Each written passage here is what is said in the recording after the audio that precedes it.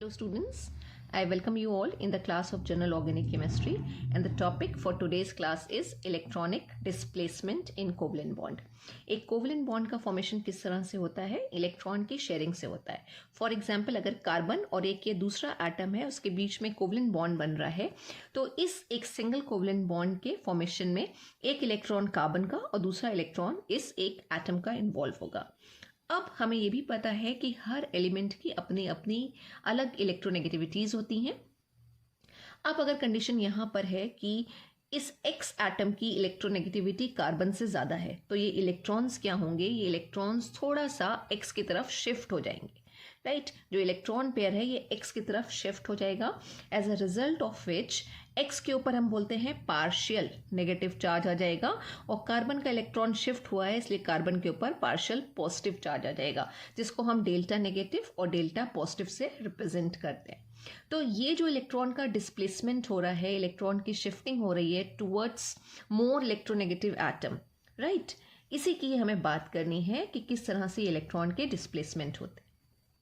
अब क्वेश्चन ये है कि ये डिस्प्लेसमेंट होते क्यों हैं? ये डिस्प्लेसमेंट इसलिए होते हैं ताकि एक मॉलिक्यूल के अंदर अलग अलग इलेक्ट्रॉन डेंसिटीज के सेंटर्स जनरेट हो, राइट. और हमारे पास जब हम एक रिएक्शन करा रहे हैं तो जो रिएक्टेंट्स हैं वो प्रोडक्ट में कन्वर्ट हो पाए.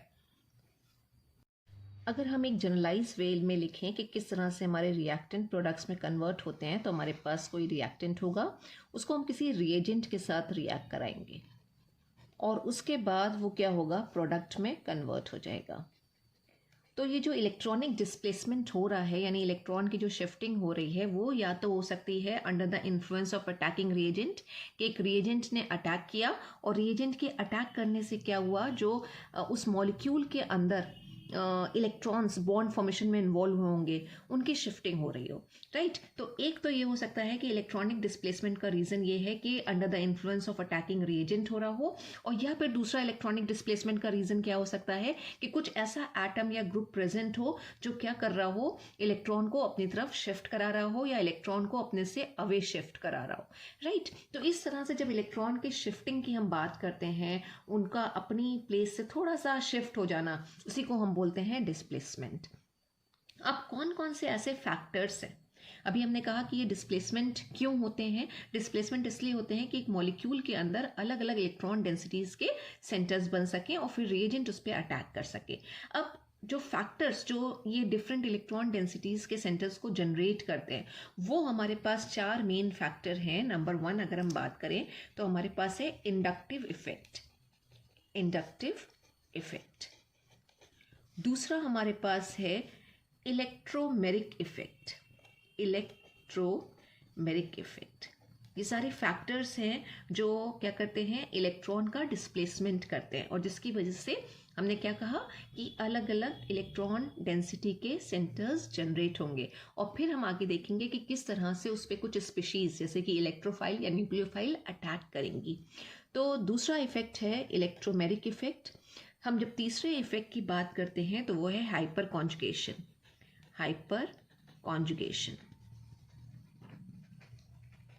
और जो चौथा इफेक्ट हमारे पास आ रहा है वो है रेजोनेंस इफेक्ट, और इसी को ही हम बोलेंगे मीजोमेरिक इफेक्ट. मीजोमेरिक और इफेक्ट. तो हमें बेसिकली इस हेडिंग में इन चार इफेक्ट के बारे में पढ़ना है. अब चारों इफेक्ट में अगर हम बात करें कि इंपॉर्टेंट इफेक्ट हमारे कौन से हैं, तो ये तीन इफेक्ट यानी कि इंडक्टिव, हाइपर कॉन्जुगेशन और मीजोमेरिक इफेक्ट, हम तीन इफेक्ट को ये बोलते हैं कि इंपॉर्टेंट इफेक्ट है. इलेक्ट्रोमेरिक भी इंपॉर्टेंट है, बहुत ही छोटा सा ये एक टॉपिक है, राइट. और ये इलेक्ट्रोमेरिक बाकी तीनों से किस मामले में डिफर करता है कि इंडक्टिव, हाइपर कॉन्जुगेशन और मीजोमेरिक, इनको हम कहते हैं कि ये परमानेंट इफेक्ट है, राइट. रिएजेंट हो ना हो ये इफेक्ट ज़रूर वहाँ पे रहेंगे. और इलेक्ट्रोमेरिक इफेक्ट जो है ये एक टेम्परेरी इफेक्ट है और ये तभी काम करता है जब रिएजेंट प्रेजेंट हो. जैसे ही रिमूव करेंगे हम रिएजेंट को, ये इफेक्ट भी हमारा रिमूव हो जाएगा. तो ये हमारा क्या है, टेम्परेरी इफेक्ट. और बाकी के इफेक्ट्स हमारे क्या हैं, वो परमानेंट इफेक्ट कहलाते हैं.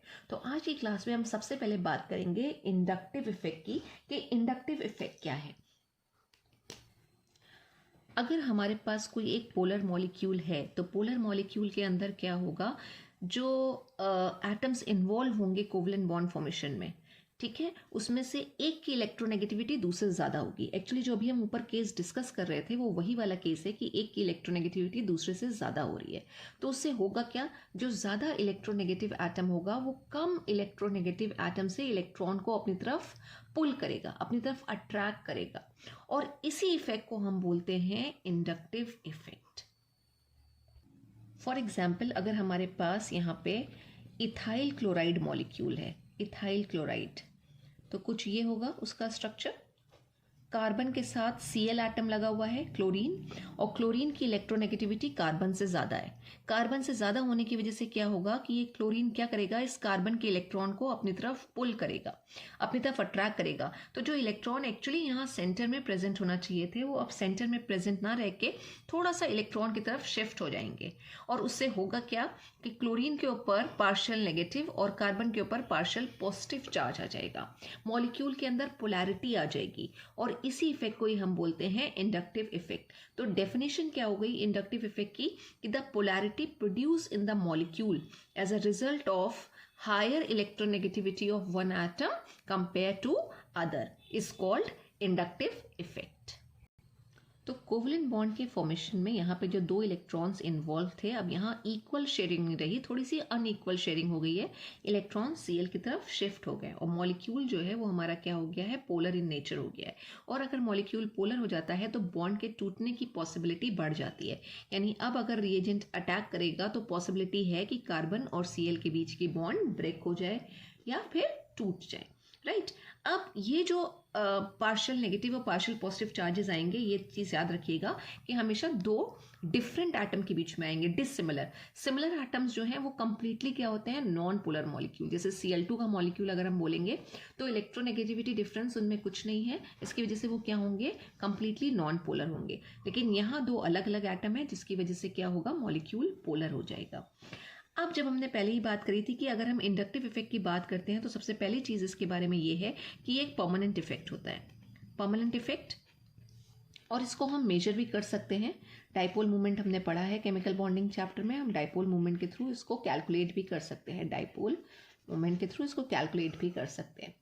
इंडक्टिव इफेक्ट जो है वो हमेशा एक चेन में ट्रांसमिट होता है, एक चेन में ट्रांसमिट होगा। जैसे फॉर एग्जाम्पल अगर हम यहाँ पे बात करें, Cl ने कार्बन के इलेक्ट्रॉन्स को अपनी तरफ क्या किया, थोड़ा सा पुल किया, as a result of which क्या होगा कि यहाँ पे भी जो कार्बन लगा हुआ है, इस कार्बन के साथ ये कार्बन अटैच्ड है, इस कार्बन के इलेक्ट्रॉन भी इधर की तरफ पुल होंगे, और इस कार्बन के ऊपर भी पार्शियल पॉजिटिव चार्ज आ जाएगा, लेकिन उसकी इंटेंसिटी इस फर्स्ट कार्बन से कम होगी, यानी वो कार्बन जो Cl के साथ डायरेक्टली अटैच है। तो इंटेंसिटी कम होती है, तो जब भी हम इसके ऊपर दिखाते हैं चार्ज, तो वो फिर क्या करते हैं, दो डेल्टा के सिंबल बनाते हैं और पॉजिटिव दिखा देते हैं। यानी ये इंडक्टिव इफेक्ट क्या हो रहा है, एक चेन में ट्रांसमिट हो रहा है। तो सेकेंड इसका आ गया पॉइंट हमारे पास कि it transmits in a chain या in a carbon chain, but intensity decreases.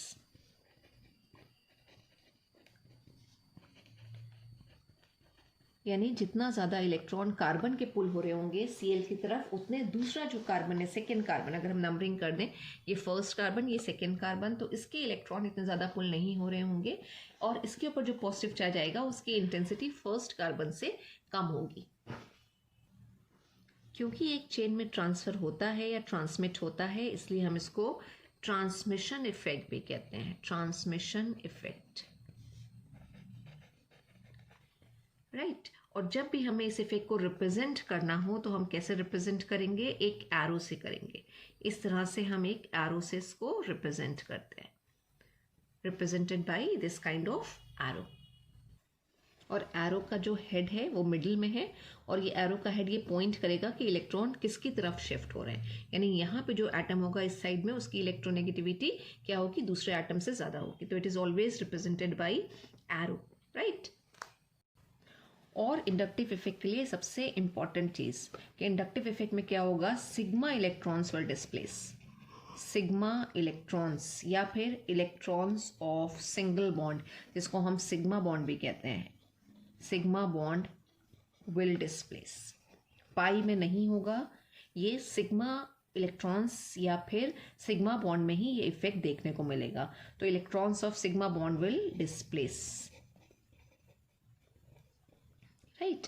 अभी जब हम नेक्स्ट इफेक्ट पढ़ेंगे इलेक्ट्रोमैग्नेटिक, तो उसमें पाई इलेक्ट्रॉन का माइग्रेशन होगा या पाई इलेक्ट्रॉन की शिफ्टिंग होगी, लेकिन इसमें जो है इंडक्टिव इफेक्ट में हमेशा सिग्मा इलेक्ट्रॉन्स जो हैं वो डिस्प्लेस होंगे।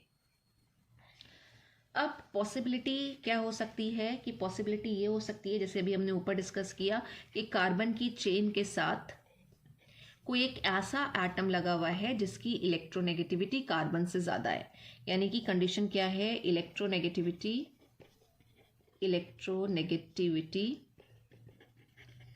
Of X is greater than carbon, right. X की इलेक्ट्रोनेगेटिविटी अगर कार्बन से ज़्यादा है तो डिस्प्लेसमेंट ऑफ इलेक्ट्रॉन किधर होगा, X की तरफ होगा, राइट। कुछ इस तरह से, और ये पूरा चेन में ट्रांसफर होगा, ये फर्स्ट कार्बन, ये सेकेंड कार्बन, ये थर्ड कार्बन, मतलब जो कार्बन इस X एटम के साथ डायरेक्टली अटैच्ड है उसको हम फर्स्ट कार्बन बोल रहे हैं, राइट। तो अब होगा क्या, इस X के ऊपर डेल्टा नेगेटिव चार्ज आ जाएगा और इसके ऊपर डेल्टा पॉजिटिव, इसके ऊपर डबल डेल्टा पॉजिटिव और इसके ऊपर ट्रिपल डेल्टा पॉजिटिव, राइट। तो ऐसे सारे ग्रुप जो इलेक्ट्रॉन्स को अपनी तरफ पुल करते हैं, ऐसे सारे ग्रुप्स जो इलेक्ट्रॉन को अपनी तरफ खींचेंगे, अपनी तरफ अट्रैक्ट करेंगे और इलेक्ट्रॉन्स उनकी तरफ डिस्प्लेस हो जाएंगे, हम ऐसे ग्रुप्स को कहते हैं electron withdrawing group, electron withdrawing group. और इलेक्ट्रॉन विड्रॉइंग ग्रुप या फिर इलेक्ट्रॉन अट्रैक्टिंग ग्रुप्स कहलाते हैं। और ये क्या शो करते हैं, ये -I इफेक्ट शो करते हैं, -I इफेक्ट, राइट। तो जो इंडक्टिव इफेक्ट है हम उसके टाइप डिस्कस कर रहे हैं कि दो तरह का इंडक्टिव इफेक्ट होता है, एक -I इफेक्ट और दूसरा जो होगा वो +I इफेक्ट होगा। -I इफेक्ट कौन ग्रुप शो करेंगे, वो ग्रुप शो करेंगे जिनकी इलेक्ट्रोनेगेटिविटी कार्बन से ज़्यादा होगी, राइट। और अट्रैक्टिंग की जगह पे हम जो दूसरा वर्ड यूज कर सकते हैं वो है विड्रॉइंग, इलेक्ट्रॉन को विड्रॉ करने वाले, कार्बन चेन से इलेक्ट्रॉन को विड्रॉ करने वाले। तो इलेक्ट्रॉन अट्रैक्टिंग और इलेक्ट्रॉन विड्रॉइंग ग्रुप, इसको हम शॉर्ट में बोलते हैं E, विड्रॉइंग का W लेते हैं और ग्रुप का G, EWG ग्रुप होते हैं, EWG ग्रुप। तो अगर कोई एक ऐसा एटम लगा हुआ है जिसकी इलेक्ट्रोनेगेटिविटी कार्बन से ज़्यादा है तो इलेक्ट्रॉन उस एटम की तरफ शिफ्ट कर जाएंगे और फिर वो ग्रुप को हम बोलेंगे कि वो कौन सा इफेक्ट शो कर रहा है, -I।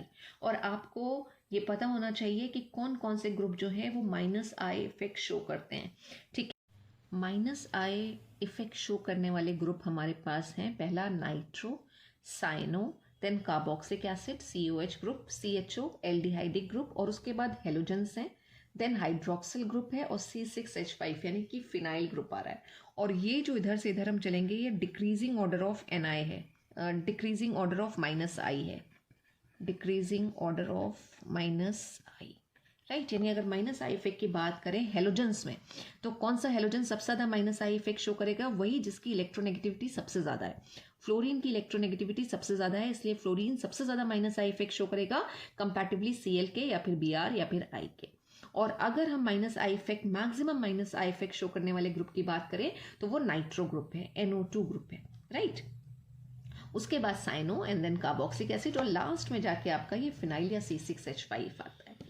तो इंडक्टिव इफेक्ट दो तरह का है, हमने बात करी, पहला -I इफेक्ट।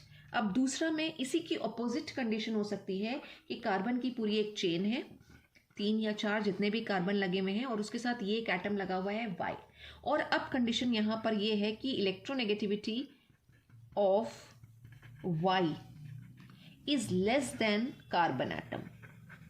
उसके साथ अगर हम कंपेयर करें, मतलब कार्बन के साथ अगर हम कंपेयर करें तो Y की इलेक्ट्रोनेगेटिविटी कम है, कार्बन की इलेक्ट्रोनेगेटिविटी ज़्यादा है, तो कार्बन क्या करेगा, इलेक्ट्रॉन्स को अपनी तरफ अट्रैक्ट करेगा।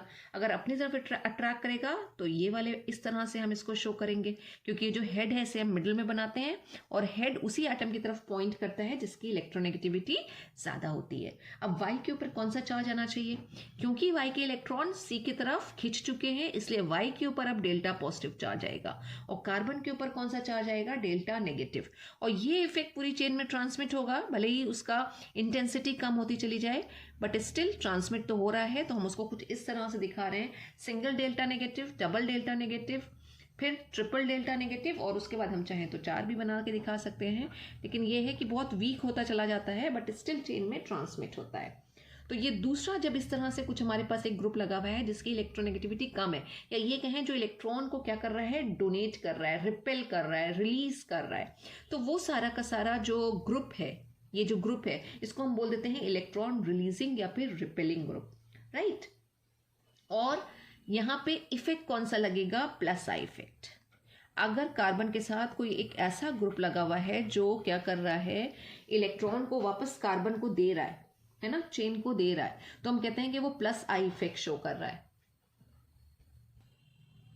अब इस पर्टिकुलर एग्जाम्पल में जो हमारा Y है, Y उसको हम क्या बोलेंगे, EDG ग्रुप होगा, EDG, ठीक है। EDG मतलब electron donating group, electron donating भी बोल सकते हैं, इलेक्ट्रॉन रिपेलिंग भी बोल सकते हैं, और इलेक्ट्रॉन रिलीजिंग भी बोल सकते हैं कि इलेक्ट्रॉन रिलीज कर रहा है, रिलीजिंग ग्रुप है, राइट।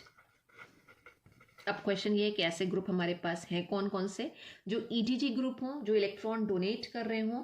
तो इसमें हमारे पास पहले जब हम लिखेंगे तो हमारे पास आता है टर्शरी ब्यूटाइल का structure, tertiary butyl, tertiary butyl 3 carbon, ये यानी कार्बन के साथ 3 और CH3 ग्रुप जुड़े होंगे तो टर्शरी ब्यूटाइल, और ये कार्बन कहीं ना कहीं कनेक्टेड होगा, राइट। और हम फिर इसको डिक्रीजिंग ऑर्डर में लिख रहे हैं। उसके बाद सेकेंडरी का स्ट्रक्चर आएगा, यानी कि अगर हम बात करें तो ये होगा आइसोप्रोपाइल का स्ट्रक्चर, आइसोप्रोपाइल,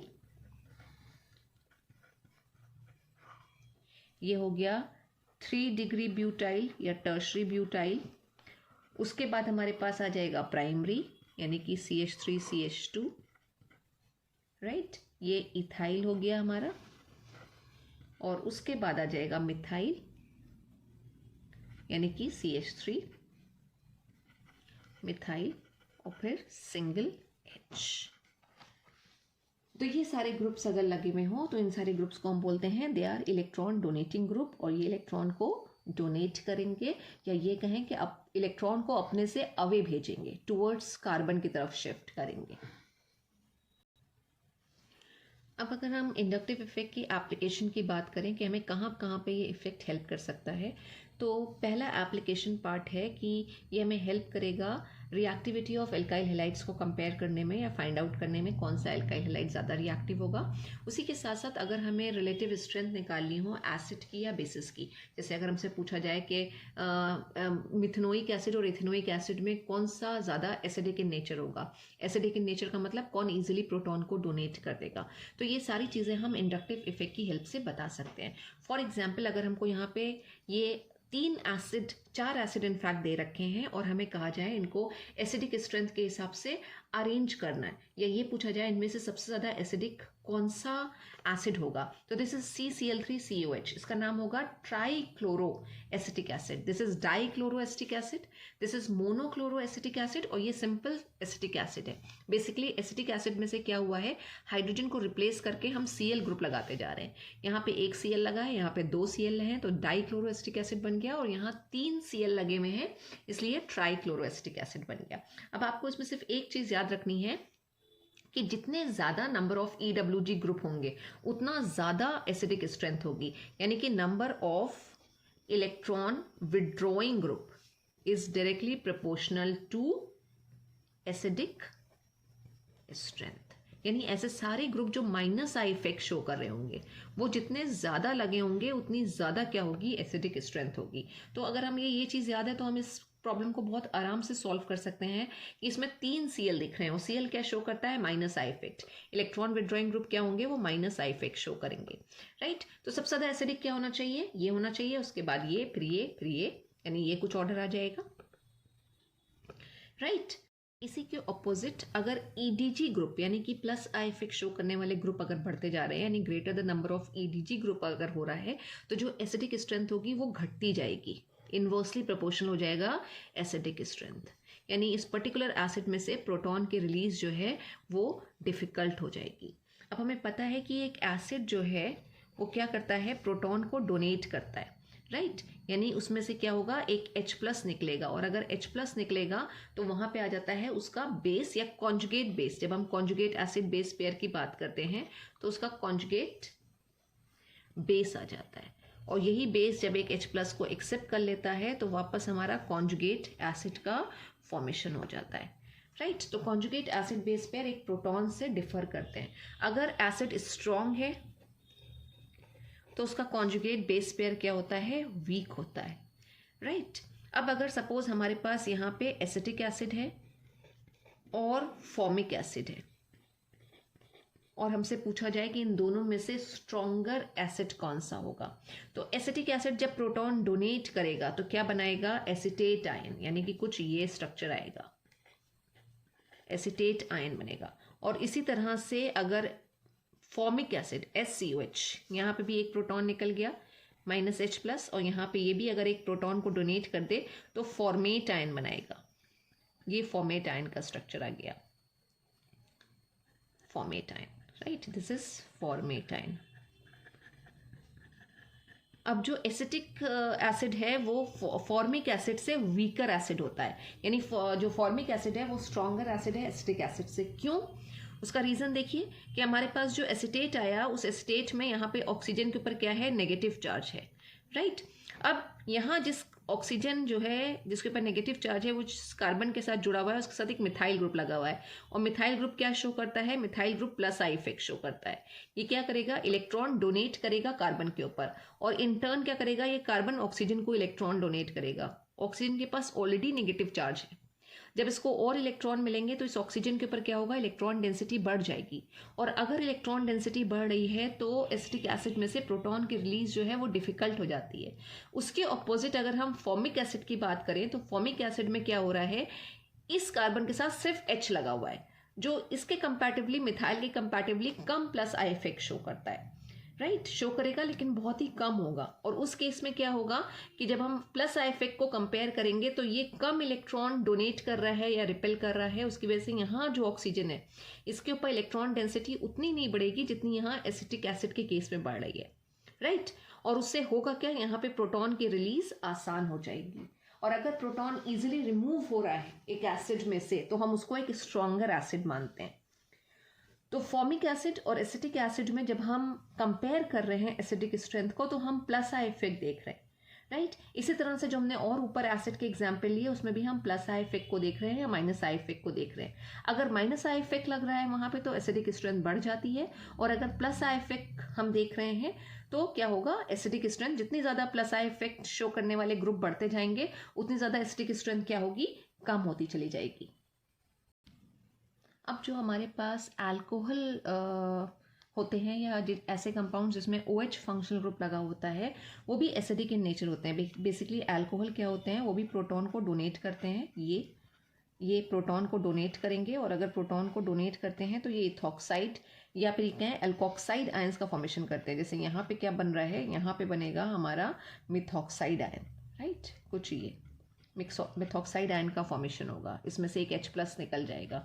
तो अल्कोहल भी जो है वो प्रोटॉन डोनेट करते हैं। ये अलग बात है कि अल्कोहल वाटर से भी कम एसिडिक इन नेचर होते हैं लेकिन प्रोटॉन डोनेट करते हैं। अब अगर हमारे पास यहाँ पे 3 अल्कोहल हैं, this is methyl alcohol, this is ethyl alcohol and this is propyl alcohol.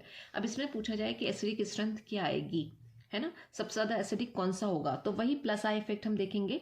यहाँ पे क्या हो रहा है, एक ही CH3 ग्रुप लगा हुआ है लेकिन यहाँ पे 2 कार्बन है और यहाँ पे 3 कार्बन है, और CH3 ग्रुप क्या शो करता है, +I इफेक्ट शो करता है, यानी CH3 है क्या, इलेक्ट्रॉन डोनेटिंग ग्रुप है, और जितने ज़्यादा इलेक्ट्रॉन डोनेटिंग ग्रुप बढ़ते जाएंगे उतना एसिडिक स्ट्रेंथ क्या होगी, कम होती चली जाएगी।